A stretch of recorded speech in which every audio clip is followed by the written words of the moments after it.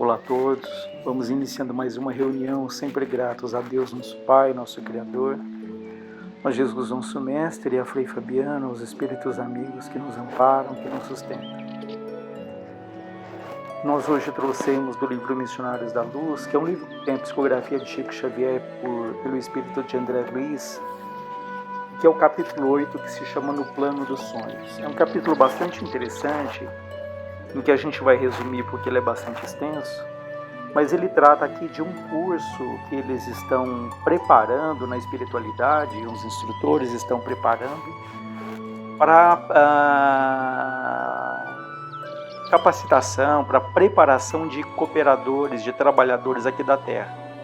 Então a intenção é que quando os encarnados aqui, os que estão vivos, eles dormirem, esse grupo possa então se deslocar até o plano espiritual e lá participarem desses cursos, né? Esses cursos de orientação, que vai tratar bastante sobre mediunidade e outros temas para ajudar esses companheiros no trabalho deles aqui na Terra. É interessante porque nos livros mensageiros a gente vê toda a preparação antes de reencarnar, antes de voltar para a Terra, e a gente vê aqui que essa preparação, esse trabalho orientativo, instrutivo, ele também continua mesmo quando as pessoas estão aqui na Terra.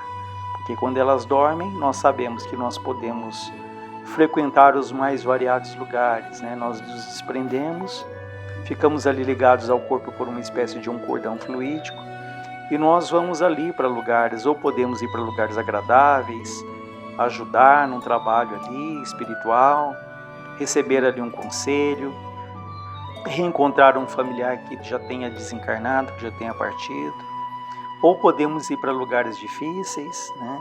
Perseguir alguém, enfim, tudo vai depender ali dos nossos desejos, das nossas intenções, daquilo que nós acalentamos dentro da nossa alma, né? Então isso define para que lugares nós vamos, quais as companhias que nós vamos eleger.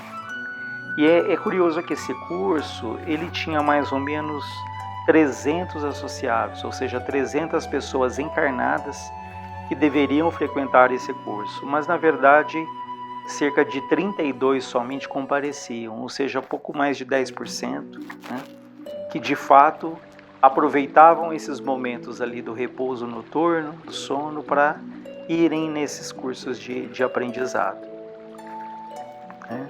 E eles falam que muitos, quando falam sobre a capacidade de retenção dessas lembranças, né, dessas incursões, desses cursos, ou enfim, ou de qualquer experiência que nós tenhamos quando estamos no repouso físico, mas espiritualmente estamos aí caminhando para vários caminhos, né? Então ele diz, olha, que semelhantes reminiscências, né, ou seja, semelhantes lembranças, no livro temporário das células cerebrais, é muito diferente nos discípulos entre si, variando de alma para alma. Entretanto, cabe-me acrescentar que na memória de todos os irmãos de boa vontade, permanecerá de qualquer modo o benefício, ainda mesmo que eles no período de vigília não consigam positivar a origem. Ou seja, nós temos essas experiências e acordamos lembrando ou não. Como ele diz, isso depende muito de cada um, né? Da própria condição espiritual, mas que ainda que a gente não se lembre totalmente, essas experiências elas ficarão gravadas, ainda que intuitivamente, nos ajudando naquilo que for possível. Ele diz, despertando na crosta, né, na terra, depois delas, os aprendizes experimentarão alívio, repouso e esperança, a par da aquisição de novos valores educativos. É certo que não podem reviver os pormenores, os detalhes, mas guardarão a essência, sentindo-se revigorados de maneira inexplicável para eles, não só a retornar à luta diária no corpo físico, mas também para beneficiar o próximo e combater com êxito as próprias imperfeições. Seus pensamentos tornam-se mais claros, os sentimentos mais elevados, as preces mais respeitosas e produtivas, enriquecendo-lhes as observações e trabalhos de cada dia. Então, ainda que nós quando acordar não tenhamos os detalhes, nós vamos sentir ali os benefícios daquelas experiências.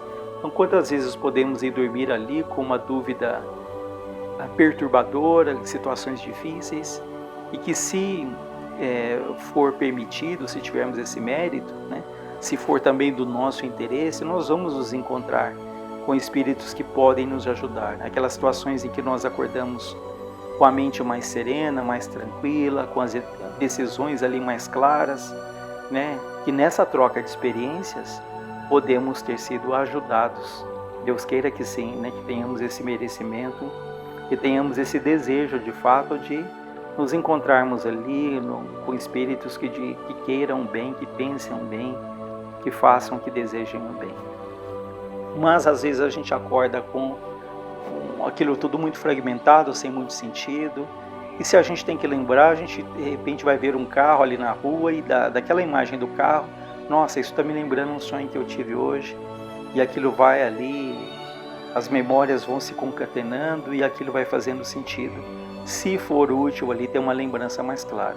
Se não tivermos, não tenhamos dúvida, como ele fala, que os benefícios serão ali sentidos, ainda que não tenhamos uma consciência plena de detalhes desses encontros que tivemos, né?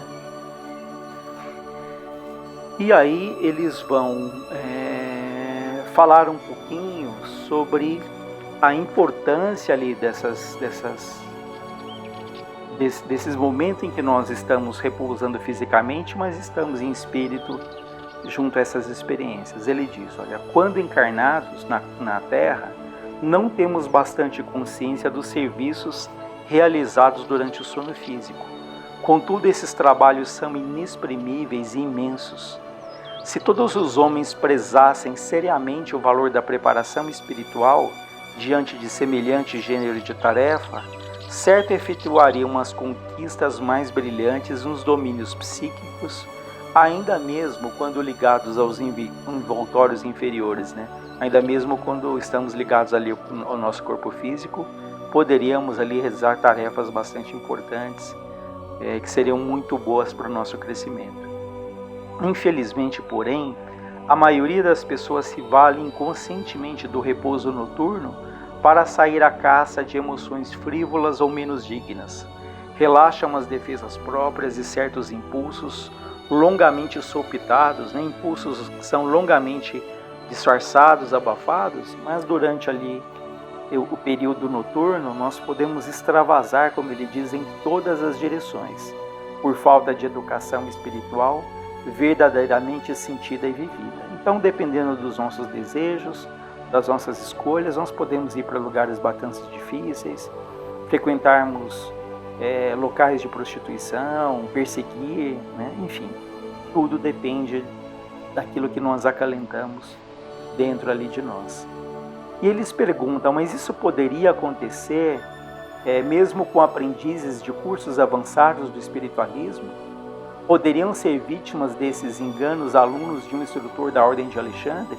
Seja mesmo aqueles espíritos ali que frequentam esses cursos avançados de espiritualidade, poderiam incorrer nessa situação de ir para lugares tão difíceis? Sertório então responde, como não? Sertório é o instrutor. Com referência a essa probabilidade, não tenha qualquer dúvida. Quantos pregam a verdade sem aderirem intimamente a ela? Quantos repetem fórmulas de esperança e de paz, desesperando e perseguindo do fundo do coração? Há sempre muitos chamados em todos os setores de construção e aprimoramento do mundo. Os escolhidos, porém, são sempre poucos. Então nós podemos ali falar do bem, divulgarmos o bem, pregarmos o bem, mas não necessariamente isso reflete aquilo que a gente sente, né? É claro que não se espera ali a perfeição de ninguém, mas o nosso esforço, essa autoanálise, a busca ali da humildade, isso é um exercício que cabe ali a todos nós, sobretudo que já temos essas informações aqui tão importantes, né? E ele fala que esses escolhidos não são seres ali especiais, favorecidos pela graça divina, né? Já que a graça divina é sempre a mesma fonte de bênção para todos, né? Deus chama todos os filhos à cooperação em sua obra augusta, mas somente os devotados, os persistentes, Os operosos, os fiéis, constroem qualidades eternas que os tornam dignos de grandes tarefas. E reconhecendo-se que as qualidades são frutos de construções nossas, nunca poderemos esquecer que a escolha divina começa pelo esforço de cada um. Então não há um escolhido como um privilegiado por Deus, né? Mas os escolhidos, todos são convidados. Mas quem são os escolhidos? São aqueles que são devotados, como ele diz, persistentes, fiéis, trabalhadores, que vão construindo essas qualidades ao longo do tempo. Porque ninguém é perfeito, ninguém está pronto. Os próprios discípulos ali, Jesus escolheu pessoas que tinham os seus conflitos, que tinham as suas dificuldades, né? E não eram poucas, eles discutiam até entre si, mas eram espíritos ali dedicados, trabalhadores, de boa vontade. E é isso que Deus espera de nós. É não a perfeição, mas a nossa boa vontade, o nosso esforço, né? Que gradativamente esse equilíbrio que todos nós queremos, essa paz que todos nós buscamos, ela vai sendo construída dia a dia, degrau a degrau.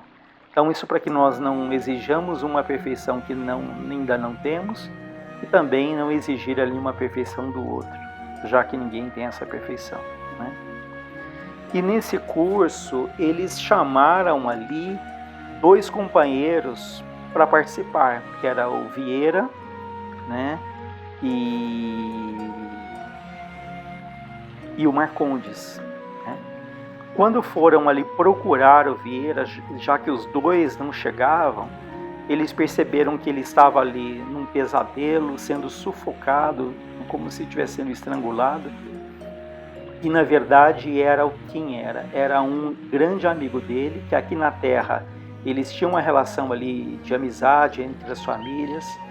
E o Vieira ali se sentiu, acusava o Vieira, ele fazia comentários ali muito complicados a respeito desse amigo que já tinha falecido, né? Verdadeiras calúnias. E esse espírito, que aparentemente não tinha consciência disso, estava percebendo todos esses comentários infelizes, né? Essas acusações. Então esse grande amigo dele fica ali indignado, se sente traído, dizendo como ele pode falar tanta coisa a respeito da minha vida, tantas calúnias. E ele ali, durante o momento do sono, ele em espírito se encontra com o Vieira, também em espírito, já que ele estava dormindo, né? E aí há toda essa situação, né, que aparentemente era um pesadelo, mas era um encontro espiritual ali bastante difícil. E notando aquilo, o André Luiz e alguns instrutores, o que eles fazem? Eles acordam, né? Eles acordam Vieira, tanto que o Vieira, quando acorda, ele fala: graças a Deus que acordei, que pesadelo terrível. Será verdade que eu tenha lutado com o fantasma do velho Barbosa? Barbosa era um amigo dele que já tinha falecido. Não, eu não posso acreditar. Mas em seguida ele já atribui aquilo a alguma coisa que ele tinha comido, a um problema digestivo. Ele não consegue aproveitar aquela situação para fazer uma reflexão da origem daquele pesadelo tão ruim. E eles então partem para ver onde estava o Marcondes, que era o outro que deveria participar daquele curso de orientação espiritual, né, de preparação de trabalhadores. E eles se deparam com uma situação em que Marcondes estava ali com 3 mulheres, né? Isso, mais uma vez lembrando, Marcondes era um encarnado vivo, que estava ali no momento do sono físico. Ele em espírito se encontra com 3 espíritos de mulheres, né? Numa situação que a gente depreende, ligada muito à questão da sensualidade, da sexualidade. E o Marcondes fica muito constrangido quando ele percebe que os instrutores estavam ali, né? Tanto que ele fala para o Sartório: ô Sartório, como é difícil manter o coração nos caminhos retos. Me perdoe, eu não sei como isso aconteceu, eu não posso explicar. Sertório, que era o instrutor, porém, parecia pouco disposto a cultivar lamentações, e mostrando-se muito interessado em aproveitar o tempo, interrompeu: sim, Marcondes, cada qual escolhe as companhias que prefere.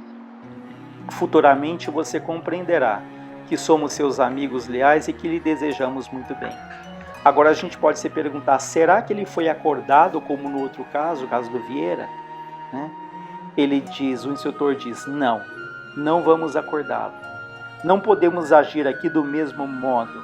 Marcondes deve demorar-se em tal situação para que amanhã a lembrança desagradável seja mais duradoura, fortificando-lhe a repugnância pelo mal.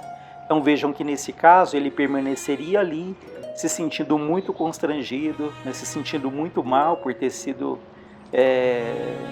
encontrado numa situação ali tão complicada. Ele deveria estar num curso de aprendizagem espiritual e, no entanto, ele estava ali envolto em 3 mulheres, e essas mulheres diziam que ele que as convidava pelo pensamento, enfim, um processo ali de simbiose. Mas ele não acordaria para que no outro dia de manhã ele permanecesse mais tempo com aquela sensação de constrangimento, para que lhe gerasse uma reflexão, uma mudança de atitude. Vejam que no primeiro caso do Vieira, que ele acorda, ele num primeiro momento até pensa, nossa, será que eu encontrei aquele velho amigo? Mas em seguida ele já atribui aquele pesadelo a algo que ele tinha comido, a um problema ali digestivo, né? Ou seja, ele não aproveitou essa experiência. Nesse caso, eles não acordariam justamente para ver se ele aproveitaria aquelas reflexões, né, dessa situação tão difícil, tão constrangedora em que ele se viu ali. E o André, enfim, eles voltam ali para o estudo, os instrutores, para não perder tempo, já que perceberam que aqueles 2 que estavam programados não iriam pelas escolhas que eles tiveram, né? E o André Luiz fica muito sensibilizado, né, com aquela situação dos 2. E o instrutor Sertório diz a ele, André, conserve seu sentimento que é sagrado. Não se arrisque, porém, a sentimentalismo doentio. Esteja tranquilo quanto à assistência que não faltará a eles no momento oportuno. Não se esqueça, porém, de que se eles mesmos algemaram o coração em semelhantes cárceres, é natural que adquiram alguma experiência proveitosa à custa do próprio desapontamento. Então nós vamos encerrando por aqui, mas fica esse aprendizado, né, de que nos preparemos para dormir, façamos a nossa prece, cultivemos pensamentos ali no bem, e Deus permita que quando o corpo físico repousa, nós podemos ir visitar lugares agradáveis, ajudar se for possível, né? E que as nossas escolhas não sejam escolhas difíceis, né?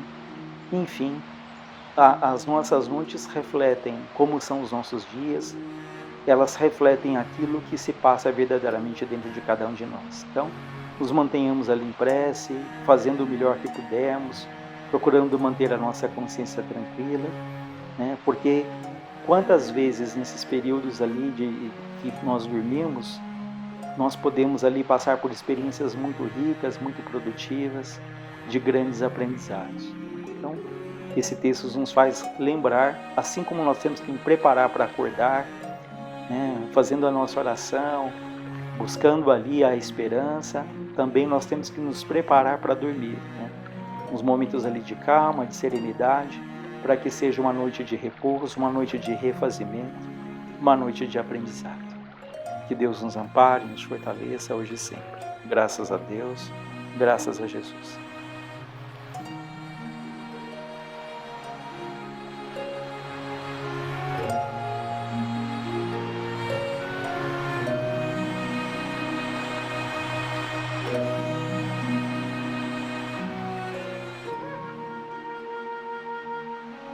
Boa noite a todos, que a paz de Deus, que a paz de Jesus esteja com todos nós.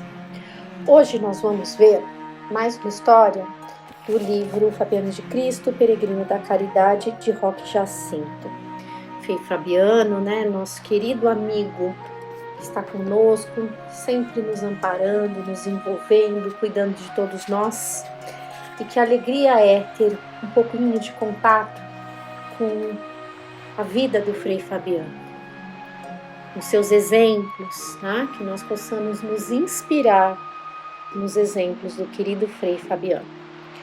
A mensagem é a número 18, a mulher de uma vida. Vejam só, em certas situações nós não sabemos como agir, né?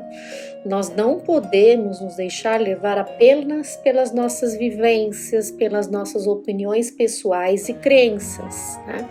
Temos que ter o quê?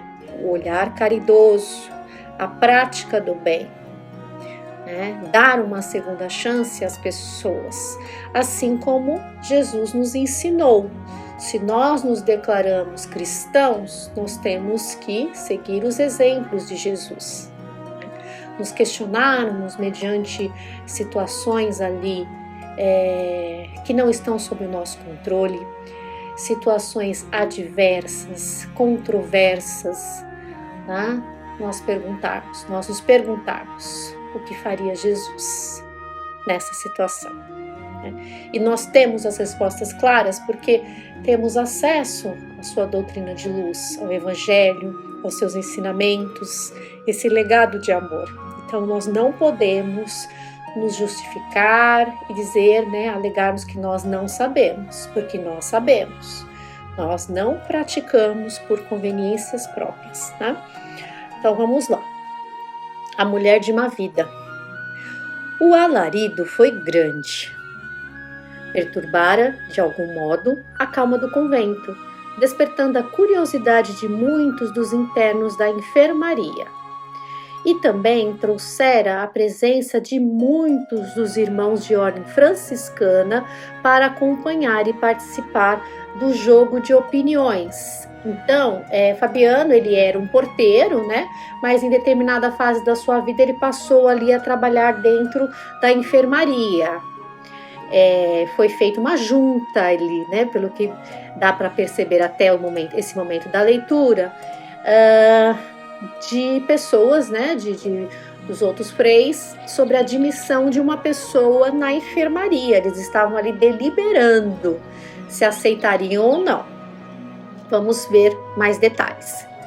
De modo algum, afirmava candente um dos freis, de modo algum poderemos deixar essa mulher entrar. Ela é apenas uma menina, prisioneira do medo. Por que temer uma criança? Contra-argumentava Fabiano. Ela pede amparo e requer cuidados. Não podemos ser indiferentes à dor e, ao mesmo tempo, à esperança. Vejam o olhar de amor do Frei Fabiano, onde todos viam uma mulher ali leviana, de vida fácil, né, como são classificadas. Ele via uma menina assustada. E nós?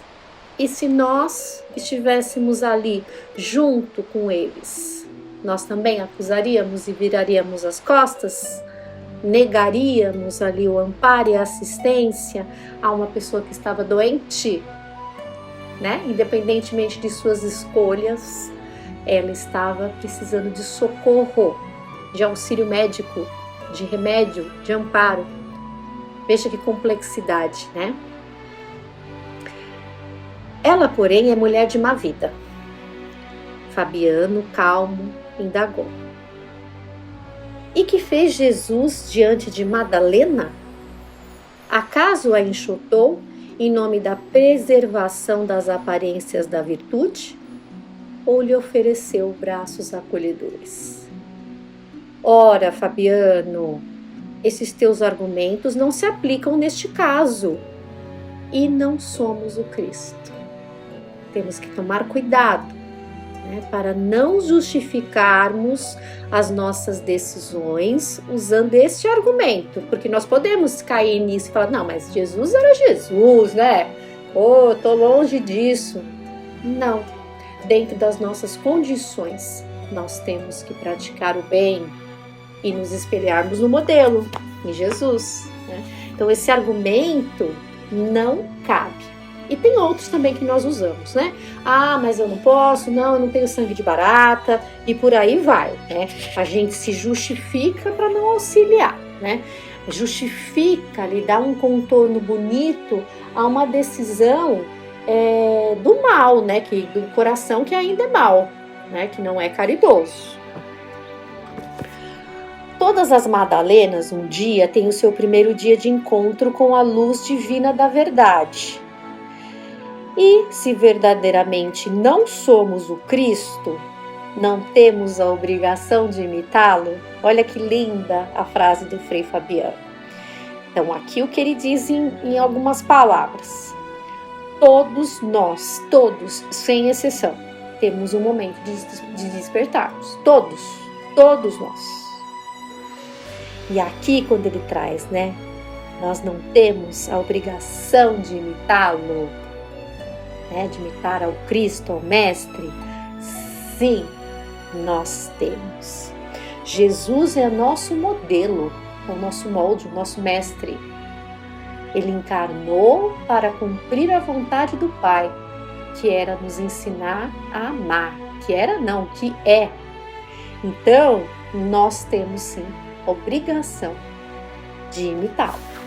Eu trouxe aqui para até elucidar bem essa questão do modelo para nós espíritas, a questão 625 do Livro dos Espíritos, que traz isso muito claro para nós. Livro dos Espíritos, Allan Kardec, parte terceira. Questão 625. Qual o tipo mais perfeito que Deus ofereceu ao homem para lhe servir de guia e modelo? Jesus. Essa é a resposta. Jesus é para o homem o exemplo da perfeição moral a que pode pretender a humanidade na Terra. Deus nos oferece Jesus como o mais perfeito modelo, e a doutrina que ensinou é a mais pura expressão de sua lei, porque era o próprio Espírito Divino e foi o ser mais puro que apareceu na Terra. Se alguns daqueles que pretenderam instruir o homem na lei de Deus algumas vezes o desviaram, ensinando-lhe falsos princípios, foi por se deixarem dominar por sentimentos muito materiais e por ter confundido as leis que regem as condições da vida da alma com as do corpo. Muitos anunciaram como leis divinas o que eram apenas leis humanas, criadas para servir as paixões e dominar os homens. Então, aqui na questão 625 está claro, né, o tipo mais perfeito que Deus ofereceu para nos servir de guia e modelo, Jesus. Então, vamos continuar aqui a leitura. O povo estará contra nós. Outro argumento. Nós não podemos nos importar com a opinião dos outros. Se nós estamos com o amor e a verdade no nosso coração, nós temos que fazer. Não pensar no que os outros vão dizer sobre nós. Mas isso é uma afirmação que nós fazemos sempre, né? Nós responsabilizamos o outro a nossa falta de atitude, nossa falta de ação, nossa falta de trabalho no bem. Jesus também estava diante dos fariseus incompreensivos, mas entre os maledicentes e o bem, o Mestre consagrou a virtude. Não crês que devemos fazer o mesmo? Jesus fez tudo em nome do bem e tudo em nome do amor. Olha quanto ensinamento do Frei Fabiano a todos os que estão nesse comitê. A jovem infeliz foi admitida na enfermaria para tratamento, mesmo contra a vontade do próprio superior, que se rendeu diante da brandura de Fabiano. E Fabiano passou a ser o responsável por ela. Graças a Deus todos somos tutelados do Mestre, né?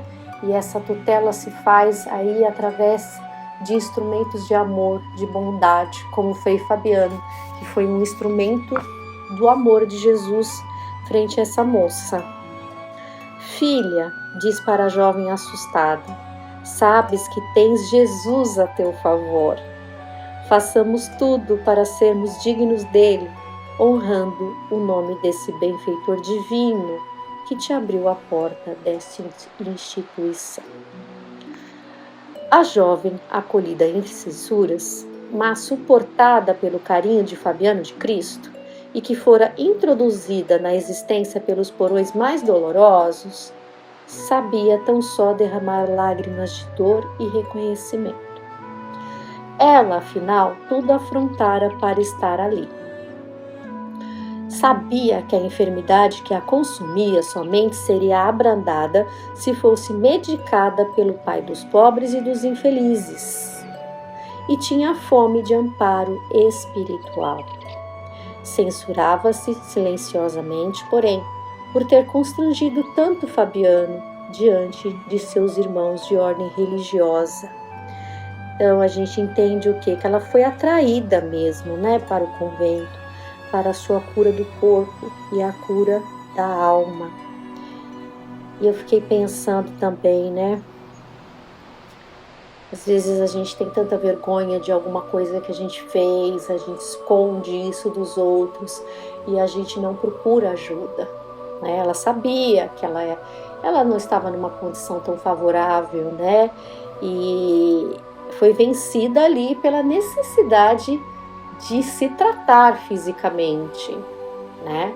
Mas a cura seria muito mais ampla do que ela imaginava. Apenas Fabiano lhe prestava assistência.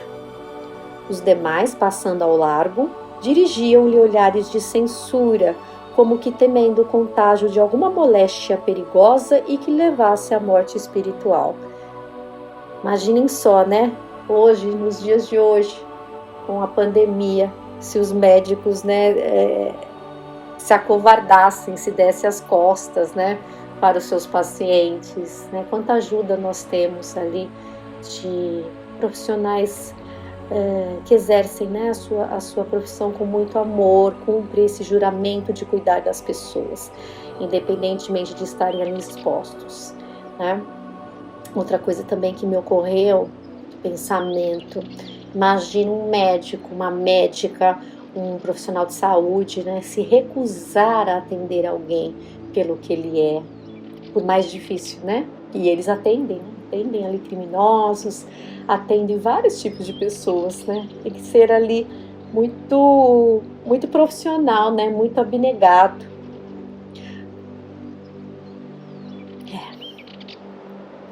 Assim os dias foram passando. Por ação de uma força sobre-humana, porém, os traços fisionômicos daquela jovem foram destacando uma candidez acentuada. Havia inocência em seu olhar.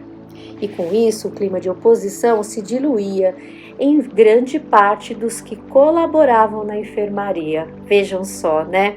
O amor consegue vencer. Às vezes a gente consegue vencer a resistência de uma pessoa apenas com um sorriso. E interessante é que ela deveria ter, sim, uma expressão mais dura, de defesa, né? Até pela situação dela, porque se ela se expusesse demais, ela estaria ali sujeita ao julgamento, às críticas, né? Agressões das pessoas. E quando estamos com medo, nós fazemos o quê? Nós nos bloqueamos, nós nos defendemos. A gente não permite que alguém chegue perto da gente, a gente também não consegue chegar perto das outras pessoas, né? Então, essa resistência ali, regada pelos cuidados, pelo amparo, pelo amor do Frei Fabiano, também ajudaram, né? E acabou também vencendo, o amor dele venceu a resistência dos outros freis, dos outros que trabalhavam na enfermaria, né? Eles foram ali timidamente se aproximando, né? Vendo a jovem com outro olhar. Ela parecia uma grande vítima de circunstâncias. Num momento, o próprio superior da ordem se rendeu, né? Ele acabou ali sendo rendido pelos argumentos do Frei Fabiano no momento da internação, né? Quando o Frei Fabiano fala de Cristo com muita propriedade. E aí depois que ela ali está numa outra situação, ele acabou se rendendo. Olha o que interessante, vejam só que interessante vai ser esse diálogo entre o superior e a mulher. Ele foi a seu encontro para ouvi-la. Sofres menos? Começou ele timidamente, né, querendo ali quebrar um gelo, né? Imagina, para ele, né, ir lá falar com ela, né? Quanto ele deve ter relutado também. Quase nada, diz ela, de olhos reluzentes. Quero rogar que me perdoeis pelo mal-estar que vos causei, mas me sinto compensada por tudo. É que buscavas a saúde e a encontraste. Não apenas isso. Mais que a saúde física, eu buscava o amparo de um pai compreensivo que nunca conheci. e sabia, e o encontrei no coração de Fabiano de Cristo. Eu queria encontrar os caminhos da vida digna e não tinha em mim mesma forças suficientes. Em Fabiano recebi o que de mais necessitava. O que ela necessitava? Do acolhimento, do não julgamento, do encorajamento, de uma mensagem que mostrasse ali um direcionamento, um futuro que ela poderia ter, né? E o entendimento seguiu entre os dois. Fabiano me comparou a Madalena. Quem é ela, senhor? Madalena, filha, era uma mulher oprimida por muitos espíritos malignos e levava uma vida mundana. Um dia, porém, o caminho dela se cruzou com o do Cristo, e o grande amor do Mestre Jesus cobriu a sua multidão de pecados. E o grande amor do Mestre Jesus cobriu a sua multidão de pecados. Ela se redimiu? Teve oportunidade de vida nova? Ela aceitou a virtude como sendo a própria vida e, a partir daí, dedicou-se inteiramente ao bem. Ela se tornou o exemplo daquelas que se vencem contra todas as descrenças e todas as incompreensões humanas. E Fabiano? Fabiano, filha, creio agora pode ser o Cristo de tua vida. Este diálogo permaneceu apenas entre os dois. No dia em que a jovem deixava a enfermaria, já recuperada, revelava-se radiosa de uma estranha e inusitada beleza espiritual. Ela estava ali renascida, né? Ela beijou comovida as mãos de Fabiano. Jamais te esquecerei, pai de meu novo coração, diz-lhe a jovem, diante daquele ar paternal e carinhoso com que Fabiano a envolvia enquanto se indagava de seu futuro.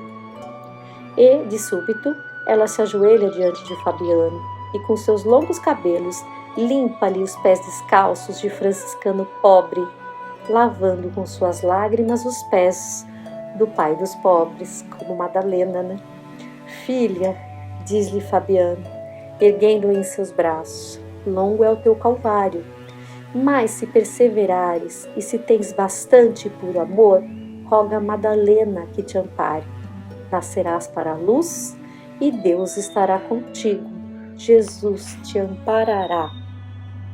Fabiano não soube, porém, que para os olhos daquela jovem, ele representava o próprio Cristo, que, a quem muito pecara e se arrependera, se desdobrava em muito amor. E aquela Madalena voltou ao encontro dos desafios de uma vida nova, e a caridade com que fora acolhida passou a inspirar-lhe todos os seus atos de uma existência renovada para o bem.